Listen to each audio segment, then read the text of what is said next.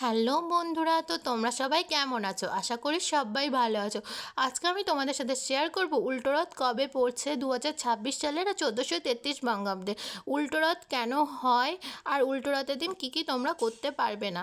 তো চলো ভিডিওটি শুরু করা যাক। তো উল্টোরথ 2026 সাল 1433 বঙ্গাব্দে পড়ছে 7ই শ্রাবণ। এটি কিন্তু আষাঢ় মাসে পড়ছে না উল্টোরথ। সোজরথ যেটি ছিল সেটি আষাঢ় মাসে পড়েছিল, কিন্তু উল্টোরথ পড়ছে 7ই শ্রাবণ।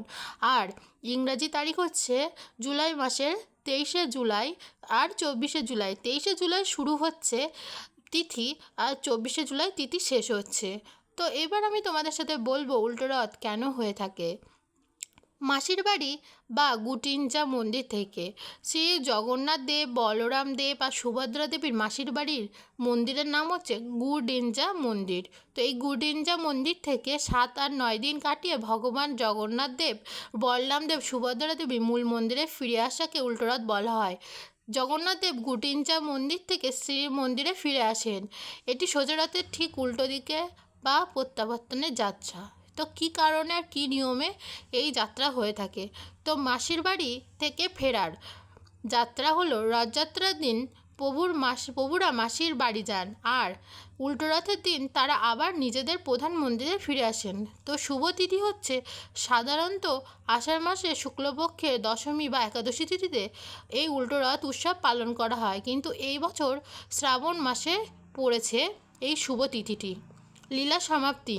মাসির বাড়ি 1 সপ্তাহ কাটানোর পর দেবতারা ভক্তদের আনন্দ দিয়ে আবার নিজালয়ে ফিরে আসে। এবার আমি তোমাদের সাথে শেয়ার করব লোকবিশ্বাস ও জ্যোতিষশাস্ত্র অনুযায়ী উল্টো রথের দিন কী কী করতে নেই।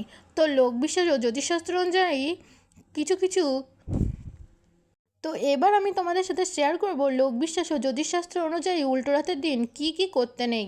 লোকবিশ্বাস ও জ্যোতিষশাস্ত্র অনুযায়ী উল্টো রথের দিন আমিষ খাবার খাওয়া, কাউকে খালি হাতে ফেরানো, তিতা বা নির্দিষ্ট কিছু শাকসবজি খাওয়া নিষেধ।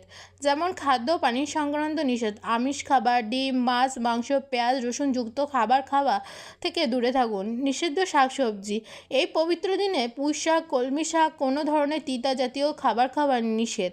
নেশা জাতীয় দ্রব্য, যে কোনো ধরনের নেশা, তামাক জাতীয় বস্ত্র বর্জন করা উচিত এই দিন। তো আচরণগত কিছু নিষেধ আছে, সেগুলো আমি তোমাদের সাথে শেয়ার করছি। যেমন কাউকে ফিরিয়ে দেওয়া, দরজায় আসা কোনো গরিব ভিক্ষুককে খালি হাতে ফিরিয়ে এই দিন দেবেন না। মনে কষ্ট দেওয়া, কাউকে কটু কথা বলা, কারো মনে আঘাত দেওয়া থেকে বিরত থাকুন। এইগুলোই হচ্ছে পুজোর নিয়ম। তো উল্টো রথের দিন এগুলো করবেন না। আশা করি ভিডিওটি আপনাদের ভালো লেগেছে। যদি ভালো লেগে থাকে তবে অবশ্যই চ্যানেলটিকে সাবস্ক্রাইব করুন, আমার পাশে থাকুন, আর ভিডিওটিকে লাইক করুন। কিছু তথ্য জানার জন্য অবশ্যই কমেন্ট করুন। ধন্যবাদ বন্ধুরা।